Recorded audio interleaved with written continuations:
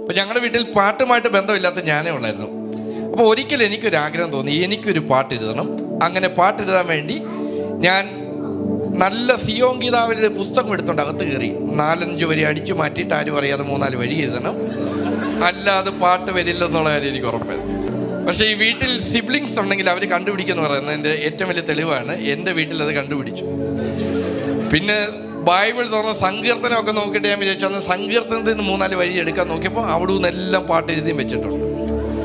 അങ്ങനെ പുതിയ നിയമത്തിൽ ലൂക്കോസ് സുവിശേഷം എടുത്ത് ഇങ്ങനെ വായിച്ചു വന്നപ്പോൾ 2 പേര് വീട് വെക്കുന്ന എഴുതി. ഒരാൾ ഭയങ്കര വേഗത്തിൽ വീട് വെച്ചു, മണ്ണിനകത്തായിരുന്നു വീടിൻ്റെ വെപ്പ്. അതുകൊണ്ട് യുദ്ധകാല അടിസ്ഥാനത്തിൽ അതിൻ്റെ പെരകൂതാശ അതിന് അകത്ത് കയറുമ്പോൾ അപ്പുറത്തൊരു പുള്ളി ഇങ്ങനെ കിളച്ചുകൊണ്ടിരിക്കുക. ചിലരുടെ ഒക്കും ചിലരുടെ കാര്യം ഒക്കില്ലെന്ന് പറയുന്നതിലോട്ട് പുള്ളി പാറയുടെ പുറത്ത് ഇങ്ങനെ കിളച്ച്, ചിലരുടെ കാര്യം വൈകുക, ഭയങ്കര സ്പീഡ് ചിലരുടെ കാര്യം നടക്കുന്നു, പക്ഷെ ചിലരുടെ കാര്യം വൈകുന്നു.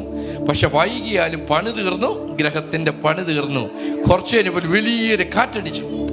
കാറ്റത്ത് വേഗത്തിൽ വന്നത് ചിലതൊക്കെ നിലംപരിചായപ്പോൾ ദൈവം സ്ഥാപിച്ചതിനെ വൻമഴ പെയ്തു, നദികൾ പൊങ്ങി, എൻ വീടിന്മേൽ കാറ്റടിച്ചു.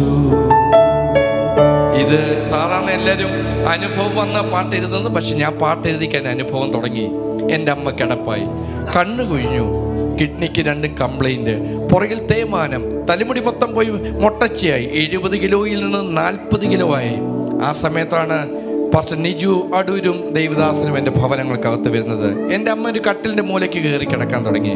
പക്ഷെ കട്ടിലേക്ക് കിടക്കുമ്പോൾ ഇടയ്ക്കിടയ്ക്ക് എന്നെ ഇങ്ങനെ വിളിക്കും, എന്നോട് ചോദിക്കും, നീ എന്തിനാണ് ഭാരപ്പെടുന്നത്, നമ്മളെന്തിനെ കൈയടിക്കുന്നത്, നമ്മളെന്തിനെ ആരാധിക്കുന്നത്, വല്ലവിധ നിത്യത പോകാനല്ല. അതുകൊണ്ട് നീ പിശാനെ നോക്കി പറ, എൻ്റെ അമ്മയെ തട്ടുന്നെങ്കിൽ വേഗം തട്ട്, എന്നാലും നിന്റെ തൊക്കിന് ജീവനുണ്ടെങ്കിൽ നീ പിശാന്റെ തലയെ തകർക്കണം. ഞാൻ കിടപ്പായത് കൊണ്ട് നീ മിനിസ്റ്റർ നിർത്താനല്ല പറഞ്ഞത്, ഞാൻ കിടപ്പായാലും നിന്റെ ശുശ്രൂഷ നീ ചെയ്യണം. എൻ്റെ അമ്മയുടെ കട്ടിലിൻ്റെ ചോട്ടിൽ നിന്ന് തിരുവചനം എടുത്താണ് ഞാൻ ബൈബിൾ കോളേജിൽ പോകുന്നത്. അന്ന് തുടങ്ങിയ യാത്രയാണ്. 2008 അതിനുശേഷം ബാക്കി എഴുതാൻ തുടങ്ങി. നീ തകർന്നിടുവാ നോക്കി നിന്നോരെല്ലാം